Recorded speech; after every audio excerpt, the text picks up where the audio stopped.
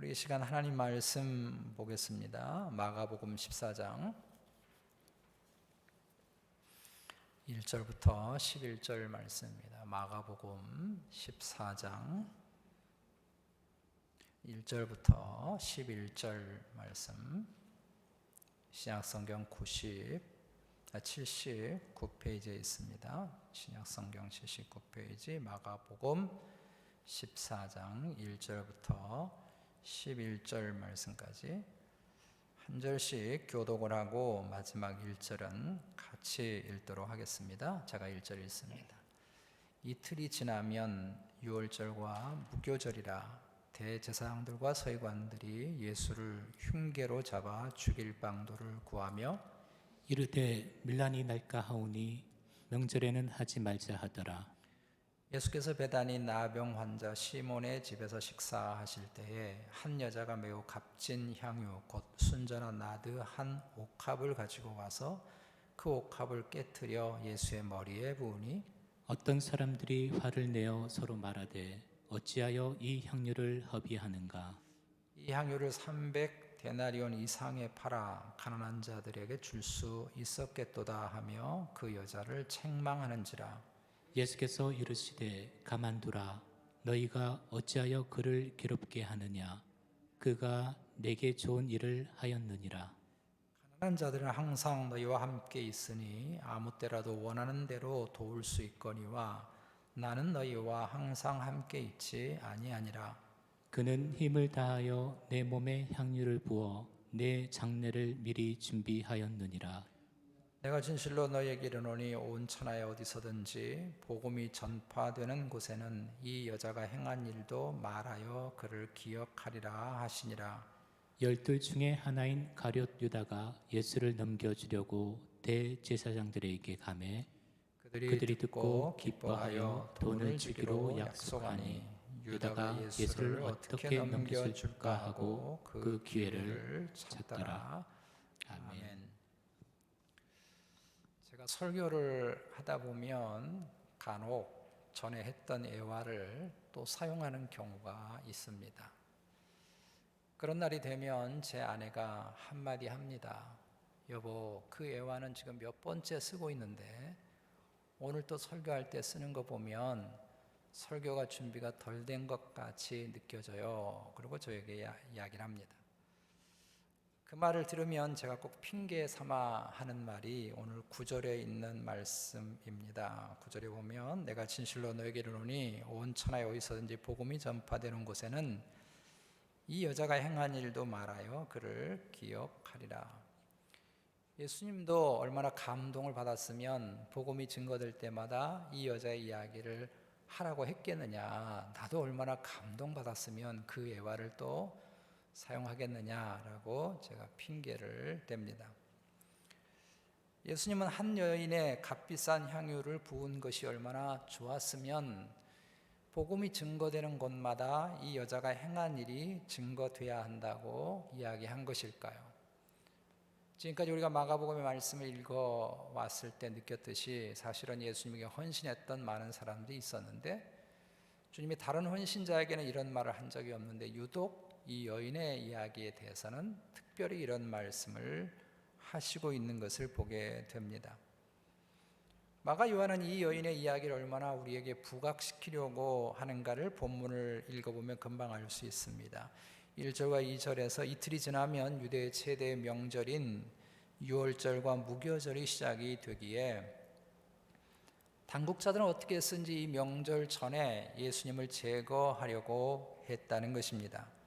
근데 이 일을 쉽게 시도하지 못하는 이유는 여전히 많은 백성들이 예수님을 따르고 있기 때문에 예수님을 붙들면 혹시 밀란이 일어날까 싶어서 결행을 하지 못하고 있었던 것입니다. 그래서 명절에는 사람들이 많이 모이는 이런 명절에는 이런 일을 하지 말자 하고 있었을 때 마침 일이 잘 풀리려고 하는지 예수님의 제자들 중에서 반역자가 생긴 것입니다. 가룟 유다가 예수님을 팔겠다고 대제사장을 찾아온 것입니다. 가뜩이나 어떻게 예수님을 잡을 것인가 고민하던 대제사장과 당국자들에겐 뜻밖의 좋은 기회를 얻게 된 것이죠. 11절에 보면 대제사장과 서기관들이 유다의 배신을 매우 기뻐했다고 되어 있습니다. 이런 긴박한 분위기 가운데 한 여인이 나드 한 향유 옥합을 깨뜨려서 주님께 깨뜨린 일이 있었다고 소개합니다. 마가 요한은 샌드위치 방식을 통해서 당시 험악한 분위기 가운데 이 여자의 이야기를 중간에 끼워 넣음으로 이 여인의 이야기를 부각시키고 있는 것을 보게 됩니다. 마치 사막 한가운데 아름답게 피어있는 꽃처럼 주님이 지금 고난을 당하고 위험 가운데 있고 어려운 분위기 가운데 있는 그 중간에 이 여인의 아름다운 이야기가 삽입이 되어 있어서 마가 요한은 이 여인을 그렇게 부각시키고 있습니다. 실은 이야기의 진행 상황이나 시간적인 순서상 보면 1절과 2절은 10절과 연결이 돼야 하는데 이 여인의 이야기를 중간에 삽입시킴으로 이 험한 분위기에서 이 여인이 행한 헌신이 얼마나 아름다운가 하는 것을 드러내고 있는 것입니다. 그런데 실은 예수님이 이렇게 좋아하셨던 이 여인의 행동은 다른 사람에게는 그리 좋아 보이지 않았던 것 같습니다. 4절 말씀에 보면 어떤 사람들이 화를 내어 서로 말하되 어찌하여 이 향유를 허비하는가. 이 사람들 중에는 요한복음 12장에서 가룟 유다가 대표적인 사람이고 그리고 그 외의 모든 제자들도 예수님에게 행한 이 여인의 행동을 달갑게 여기지 않았던 것입니다. 그러나 주님은 6절에서 이 여인의 행동이 주님에게는 매우 좋은 일이라고 말씀하십니다. 6절에 예수께서 이르시되 가만두라 너희가 어찌하여 그를 괴롭게 하느냐 그가 내게 좋은 일을 하였느니라. 여기 좋은 일이라고 하는 이 헬라어가 칼론 에르곤이라고 하는 단어인데 요아킴 에레미아스라고 하는 학자는 이것을 적절한 아름다움이라고 의역을 했습니다. 이 표현이 너무 좋아서 제가 오늘 설교 제목을 적절한 아름다움이라고 정한 것입니다. 지금 여인의 행동에 대해서 주위의 대부분의 사람들은 그리 아름답지 못한 행동이다, 적절하지 못한 행동이다 라고 보았는데 주님은 이 여인의 행동을 아름답다라고 보신 것입니다. 이건 좋은 일이라고 보신 것입니다. 주님이 이 시점에서 이 여인의 행동이 매우 적절했기 때문에 이것이 내게 좋은 일이다 라고 말씀하신 것입니다. 아무리 좋은 일이라고 해도 그 일이 그 순간에 적절하지 못하면 아름답지 못하지 않습니까? 잠언 27장 14절 말씀에 보면 이른 아침에 큰 소리로 자기 이웃을 축복하면 도리어 저주같이 여기게 되리라 하는 말씀이 있습니다. 잠이 깊이 들어있는 새벽에 축복한다고 너 사랑해 너 축복해 얘기하면 그게 축복이 아니게 되지 않습니까? 적절하지 않다는 것이죠. 과연 어떤 점에서 이 여인의 헌신이 매우 적절한 행동이었으며 그래서 주님은 이 여인의 이야기가 복음이 증거되는 곳곳마다 꼭 이야기됐음이라고 소개하는 것일까요? 이 점이 우리에게 아주 중요한 것은 우리들이 하고 있는 여러 가지 신앙생활의 모든 일들과 열정이 적절한 아름다움이 되어야 하기 때문에 그런 것입니다. 자신은 분명히 의로운 일이라고 행동을 했고 자신은 분명히 옳다고 생각을 하고 행동을 했고 자신은 분명히 열심을 내서 한 것이라고 생각할지 모르지만 오히려 그것이 하나님의 나라에 방해가 될 수 있기 때문에 그런 것이죠. 오늘 1, 2절에 등장하는 대제사장과 서기관들은 예수님을 제거하려고 하는 것이 그들의 생각엔 악한 일이라고 해서 하는 게 아닙니다.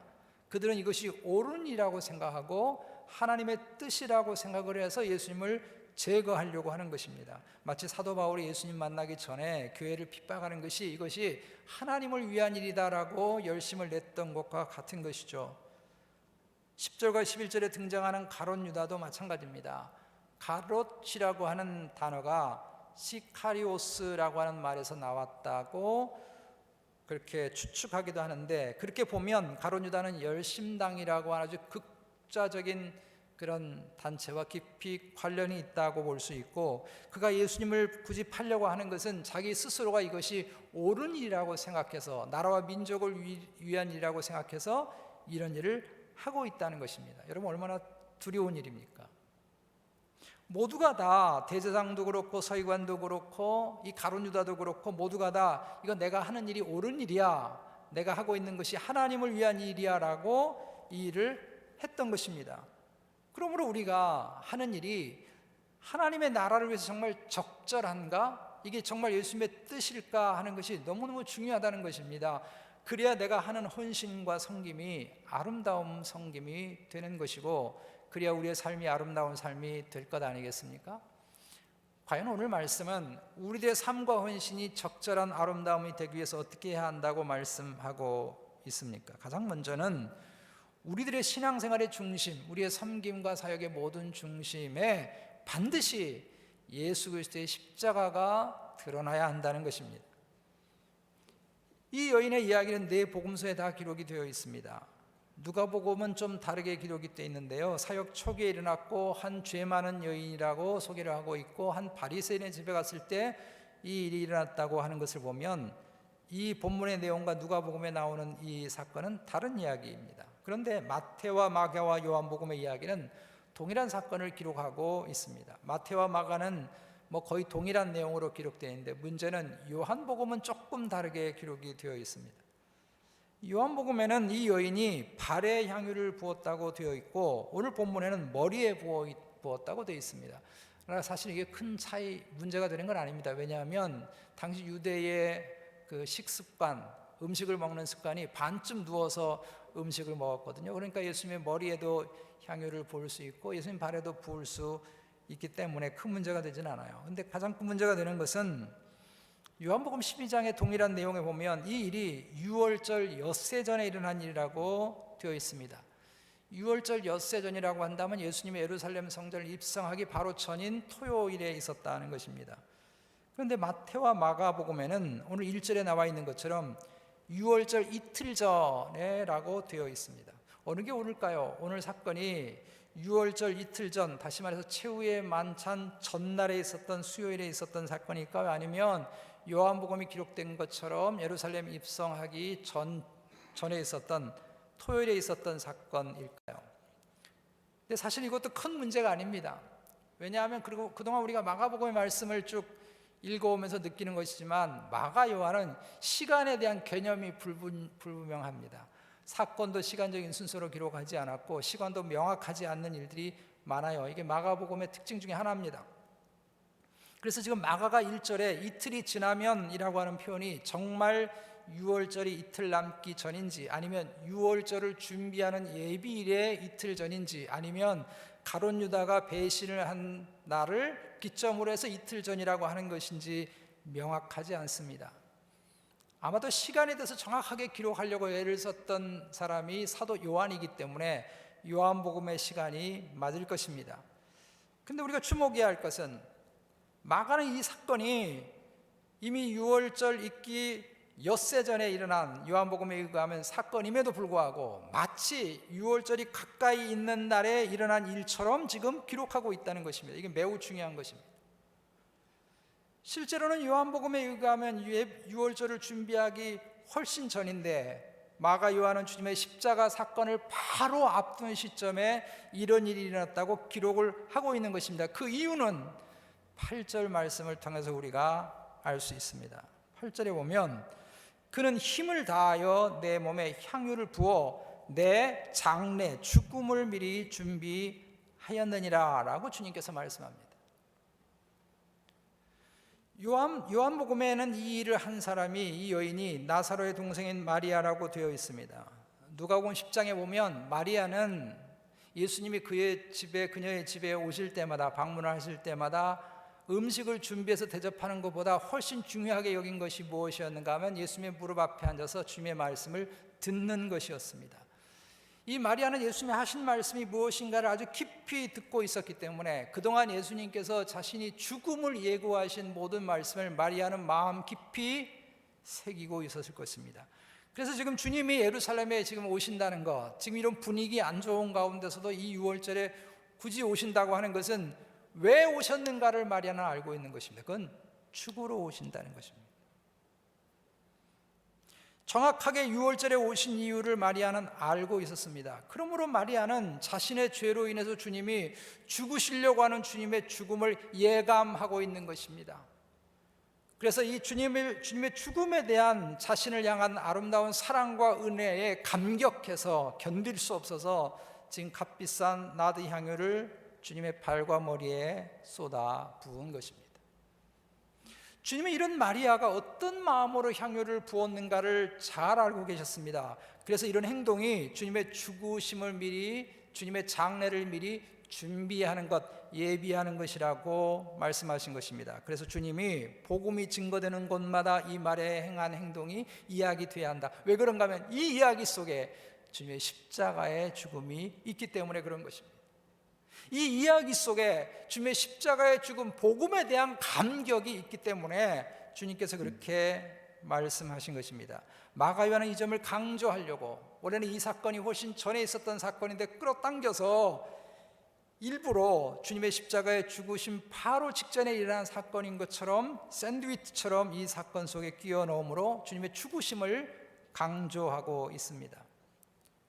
제자들은 지금 예수님이 왜 예루살렘에 오셨는가를 까맣게 잊어버리고 있습니다. 주님이 계속해서 지금 말씀하셨잖아요. 내가 죽임을 당하러, 고난을 당하고 죽임을 당하러 예루살렘에 간다고 주님이 여러 번 말씀했는데도 불구하고 제자들은 사람들이 예수님을 환영하는 모습, 많은 사람들이 따르는 모습에 흥분이 돼가지고 예수님이 하신 말씀을 까맣게 잊어버리고 있기 때문에 마리아가 하는 행동을 도무지 이해하지 못한 것입니다. 그래서 마리아의 행동을 비난했습니다. 5절 말씀에 이 향유를 300데나리온 이상에 팔아 가난한 자들에게 줄 수 있었겠도다 하며 그 여자를 책망하는지라. 300데나리온은 당시 노동자의 노동의 가치에 따르면 1년 동안 한 푼도 쓰지 않고 모아둔 돈이라 할 수 있습니다. 연봉이죠. 1년의 연봉. 그러니까 한 몇만 불 된다고 생각하면 돼요. 이게 얼마나 비싼 향유인지 여러분 알 수 있습니다. 알려지기로는 당시에 이 나드 향유는 인도에서 난 식물의 뿌리에서 추출을 하는 것으로 너무 귀한 향유이기 때문에 목이 가나다란 긴 병에, 옥합이라고 그러죠, 귀한 그릇에 넣어서 밀봉을 했습니다. 이걸 한꺼번에 쏟으려면 이게 쏟을 수가 없기 때문에 병을 깨트려야 하는 것입니다. 그래서 마리아가 그 귀한 옥합을, 이 병도 얼마나 비싸겠어, 이걸 깨트려서 그 향유를 예수님의 머리와 발에 부은 것입니다. 그 순간에 이 향이 온 집에 여러분 가득하지 않았겠습니까? 이런 마리아의 행동은 이제 조금 후면 자신의 몸을 한순간에 다 깨트려서 우리를 위해서 다 쏟아 부으실 주님의 죽으심을 기억하고 예고하고 있는 것입니다.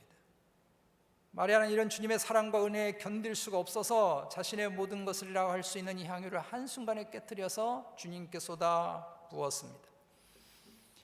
제가 전에 섬기던 교회 어느 성도님이 폐암 거의 말기에 있다가 하나님의 은혜로 완전히 회복된 분이 계셨습니다. 이분이 고통받는 치료의 1년 동안 과정을 제가 옆에서 지켜보면서 그 치료의 과정이 얼마나 고통스러운 과정인가 하는 것을 보았습니다. 밤에 등을 땅에 댈 수가 없어요. 바닥에 너무 고통스럽고 아프니까. 그래서 항상 쭈그리고 앉아서 그 고통스러운 밤을 지새기를 굉장히 많은 시간 동안 그런 시간들을 보냈습니다. 이분이 밤에 너무 고통스러우니까, 너무 아프니까 이 고통을 잊기 위해서 특별한 걸 했는데, 아프고 힘든 밤에 잠이 오지 않는 그 고통스러운 밤에 이걸 잊으려고 나무로 십자가를 만들기 시작했습니다. 아플 때마다 나무 십자가를 만들었어요. 이분이 원래 목공에 소질이 있는 분이어서 얼마나 이렇게 예쁘게 십자가를 만들었는지 모릅니다. 아무도 몰래 이렇게 만들어 두었다가 그의 성탄절에 우리 모든 성도들에게 깜짝 선물로 나누어 줬습니다. 온 성도들이 다 눈물바다가 됐습니다. 지금도 저희 집에 가면 그 나무 십자가가 있습니다. 근데 이분이 점점 몸이 좋아지자 조금 욕심이 생겼습니다. 왜냐하면 사람들이 십자가를 찾는 사람들이 많으니까 이게 돈이 되겠다 싶었는지 십자가 여러 가지 장식을 붙여가지고 판매를 시작을 하셨습니다. 물론 경제적인 도움을 위해서 돈을 받고 십자가를 판매하는 것을 뭐라 할 수는 없겠죠. 근데 문득 제가 그 모습을 보면서 무슨 생각이 들었는가 하면, 오늘날의 교회와 성도가 이런 모습이 아닐까. 주님이 십자가를 지었을 때 이 십자가가 나에게 무엇을 의미하는가? 왜 주님은 이 고통스러운 현장 속에 죽으러 이곳에 오셔야 하는가? 왜 주님은 하나님의 아들이시면서도 불구하고 십자가상에서 엘리 엘리 라마 사박다니 어찌하여 하나님 나를 버리시나이까, 이런 고통의 외침을 한 것일까를 깊이 생각해야 함에도 불구하고 오히려 많은 사람들이 십자가 주위에 모여서 예수님을 조롱하기도 하고, 심지어 어떤 군인들은 예수님의 옷을 나누어서 이득을 챙기려고 했던 모습이 오늘날 우리의 모습은 아닐까 하는 생각을 하게 된 것입니다. 교회가 십자가를 팔아 화려한 예배당을 지으려고 하고, 성도는 십자가를 팔아서 명예와 권력의 옷을 만들어 입으려고 하고, 십자가를 팔아서 고통이 없는 영광만을 추구하려고 하는 것은 아닌가 하는 생각을 하게 됐습니다. 마치 마리아의 향유를 돈으로 환산해서 가룟 유다는 자기 주머니를 챙기려고 생각하고, 다른 제자는 그 돈으로 내가 다른 사람들의 구제하면서 생색을 내고 싶어하는 이런 마음을 가지고 있는 것과 같지 않은가. 이들의 중심에는 십자가의 은혜가 없는 것입니다. 이들의 생각과 삶의 중심에는 예수의 십자가가 죽음이 없는 것입니다. 근데 마리아에게는 이게 있었다는 것입니다. 주님의 십자가에 죽으시는 주님으로 인해서 말할 수 없는 감격과 은혜가 그녀를 사로잡았기 때문에 그녀는 가장 귀한 향유를 깨트려서 아낌없이 주님께 드렸고, 눈물로 주님의 발을 씻겼습니다.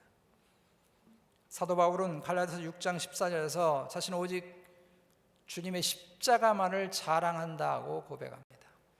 이건 바울이 십자가 목걸이를 하고 다닌다든지, 말할 때마다 십자가 말하고 다닌다든지, 십자가만 노래한다, 그런 의미가 아니고, 자신의 모든 삶, 모든 메시지, 모든 사역, 모든 삶의 중심에 오직 예수 그리스도의 십자가가 있다는 것입니다. 이 사랑, 이 은혜에 감격해서 이 고백으로 삶을 살아가는 것입니다. 그것이 오직 주님의 십자가만을 자랑하는 것입니다. 과연 우리의 삶의 중심에 예수님의 십자가가 있습니까? 과연 우리의 신앙생활의 중심에 십자가가 있습니까? 이 십자가의 은혜 때문에 우리가 예배하고, 이 은혜 때문에 헌신하고, 이 은혜 때문에 찬양하고, 이 은혜 때문에 사역하고, 이 은혜 때문에 삶을 정말 살아가고 계십니까? 일제 강점기에 최건능 목사님이라고 하는 분이 신사참배를 반대했다고 하는 이유로 일본 순사들에게 끌려가서 감옥에서 모진 매를 고난을 당하셨습니다. 일본 신사는 우상이 아니다 라는 말 한마디만 하면 살려주겠다고 물에 젖은 몽둥이로 내리치는데, 목사님은 맞을 때마다 예수 하는 것입니다. 맞으면 아파하는 소리가 들려야 때릴 맛도 날 거 아니에요. 근데 맞을 때마다 예수 하니까 순사가 기분이 나빴습니다. 그래서 당신은 왜 맞을 때마다 예수라고 외치시오? 그랬더니 목사님이 그런 이야기를 하셨다는 것입니다. 물에, 양동이에 물이 가득하면 조금이라도 흔들면 물이 넘치지 않느냐. 내 속에 예수가 꽉 차 있어가지고 건들기만 하면 예수가 나온다. 우리가 이렇게 예수 그리스도의 십자가가 우리 속에 가득 차게 되기를 소원합니다. 그래서 우리의 삶의 어떤 부분을 건드려도 십자가의 은혜가 흘러나와서 이 은혜에 감격해서 신앙생활하고, 이 은혜에 감격해서 내가 헌신하고, 이 은혜에 감격해서 열심히 이 땅을 살아가는 우리 모두가 되어주시기를 주의 이름으로 축복합니다. 두 번째로는 이 마리아의 헌신이 왜 적절한 아름다움인가 하면 헌신의 때가 적합했기 때문입니다. 아까 말씀드린 것처럼 마가는 이 이야기를 주님의 십자가의 눈앞에 둔 긴박한 순간에 배열하는 것은 이 마리아의 헌신이 이 순간에 매우 적합한 헌신이었기 때문에 그런 것입니다. 오늘 말씀에서 많은 사람들이 오해하는 말씀이 하나 있는데요, 7절 말씀입니다. 가난한 자들은 항상 너희와 함께 있으니 아무 때라도 원하는 대로 도울 수 있거니와 나는 너희와 항상 함께 있지 아니하니라.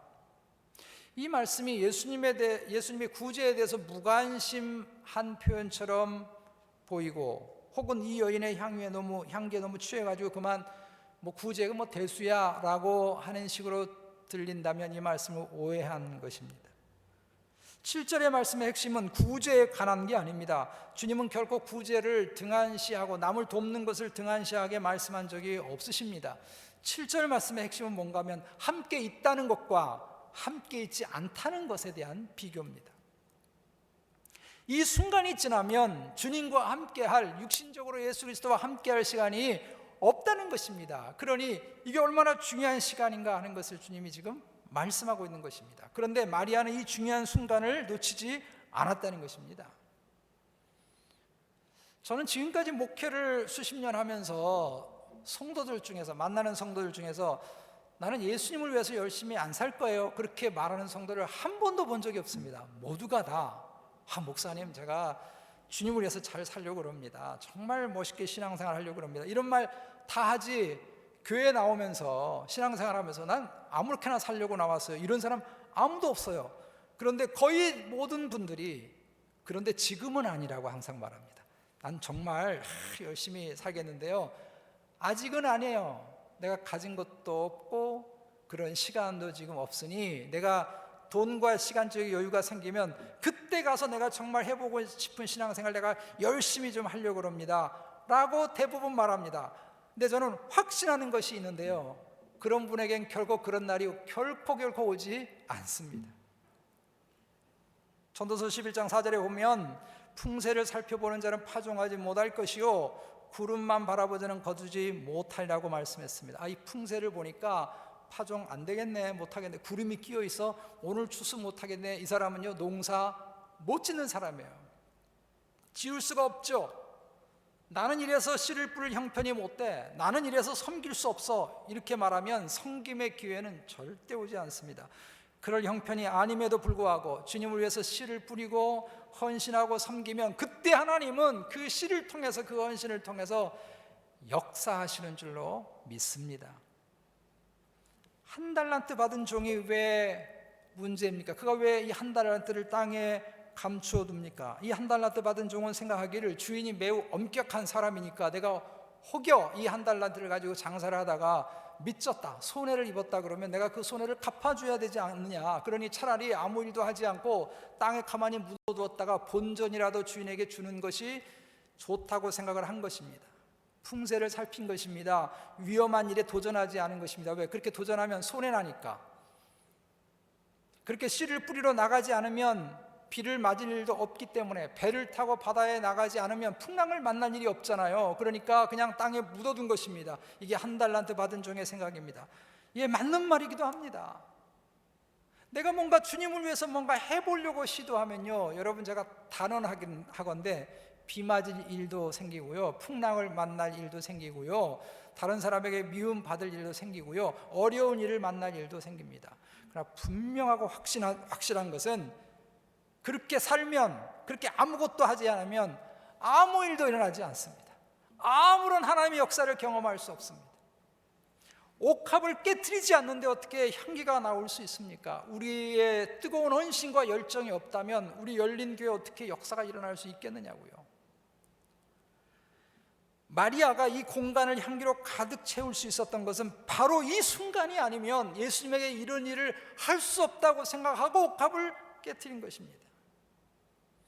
제자들은 오지 않는 기회만을 염려하고 불평하고 있습니다. 이들이 정말 가난한 자를 늘 생각하고 살아왔다고 한다면 이미 구제해야 되는 것 아니에요? 구제하고 있어야 됐던 것 아닙니까? 그런데 새삼스레 자기 돈도 아니고 남의 돈인데 이걸 가지고 생색을 내고 싶어서 이 돈을 왜 허비하느냐고 불평합니다. 여러분, 늘 풍세만 살피고 구름 끼는 것만 바라보는 사람은 늘 불평하게 되어 있습니다. 나에게 왜 그런 기회를 주지 않는 거야? 나한테는 왜 이런 게 없는 거야? 이렇게 생각합니다. 그러나 주님 말씀하십니다. 그런 기회는 항상 너와 함께 있었다는 것입니다. 가난한 자들은 항상 너희와 함께 있거니와, 기회는 우리가 언제나 있고 지금이 그 기회라는 것입니다. 8절을 보면 마리아가 힘을 다해서 주님께 향유를 부었다고 말씀합니다. 여러분, 향유를 부는데 무슨 힘쓸 일이 있습니까? 이 이야기는 자기에게 기회가 주어졌을 때, 때가 왔을 때 온 힘과 열정을 다했다는 것입니다. 이것이 지금 십자가를 향해 가고 있는 예수 그리스도의 모습이기도 합니다. 주님은 자신의 모든 것을 다 쏟아부어 힘을 다해 십자가를 향해 나아가고 계십니다. 그래서 그 주님의 헌신 때문에, 자신을 다 쏟아부은 그 물과 피 때문에 온 세상에 아름다운 예수 그리스도의 향기가 퍼져나가게 된 것이고, 저와 여러분의 영혼과 삶에 그리스도의 향기가, 구속의 향기가 가득 채워진 줄로 믿습니다. 진짜 농부는 날씨를 탓하지 않습니다. 비가 와도 일하러 나가는 것이고, 눈이 와도 일하러 나가는 것이고, 바람이 불어도 일하러 나가는 것입니다. 그게 진짜 농부죠. 농사 짓는 사람이죠. 여러분, 프로와 아마추어 차이가 뭡니까? 아마추어는요, 하고 싶을 때 하는 거예요. 기분 나쁘면 안 하고, 나 몸이 좀 뻐근해, 그럼 안 나가고. 이게 아마추어예요. 근데 프로는 그렇지 않습니다. 프로는 내 기분과 상관없이, 때와 상관없이, 내 성적이 오르내리는 거와 상관없이, 다른 사람이 뭐라고 하는 시선과 상관없이 필드에 나가는 사람이 이런 프로죠. 우리는 예수 그리스도의 군사로 부름받은 프로인 줄로 믿습니다. 군인은 어떤 상황이 되었든지 명령 앞에서 전쟁터에 나가는 게 군인인 거죠. 우리가 이렇게 언제나 최선을 다해서 하나님이 내게 주신 기회가 오늘이다, 이 순간이다, 이거 놓치면 내게 그런 일은 없을 거야 하는 그런 마음으로 최선을 다해서 우리의 삶의 옥합을 깨트리는 삶을 주님 앞에서 살아간다면 주님은 우리의 삶을 통해서 향기를 나게 하고 아름다운 결실과 복을 주실 줄로 믿습니다. 말씀의 결론을 맺습니다. 겨울이 되면 더 사람들이 많이 찾는 화가의 그림이 있습니다. 토마스 킨케이드라고 하는 그런 화가의 그림인데요, 유독 겨울을 배경으로 한 그림들이 많은데 빛의 효과를 극대화하는 그림이어서 그의 그림을 이렇게 보고 있으면 마음이 따뜻해 오는 것을 느끼게 됩니다. 그는 미국에서 가장 대중적인 인기를 많이 누린 화가인데, 잘 알려져 있듯이 그의 모든 그림에는 자기 아내의 이니셜을 그림 속에 숨겨서 그린 것으로 유명합니다. 그래서 그의 그림은 항상 자연, 그리고 따뜻한 가족의 모습들, 그리고 아름다운 홈, 집의 모습들을 그리고 있죠. 저는 주일마다 우리 유비업 집사님이 교회 오실 때 아내 가방을 들고 아내 팔을 이렇게 잡고 오실 때마다 토마스 킨케이드의 그림 한 편을 늘 보는 것 같은 그런 따뜻함을 제가 느낍니다. 토마스 킨케이드가 그의 그린 그림에 사랑하는 아내의 이니셜을 담아 두었듯이 우리들의 인생의 삶에도 예수 그리스도의 보혈의 피가 담겨 있고 주님의 이니셜이 우리의 삶의 모든 부분들 속에 담겨 있는 삶을 살기를 원합니다.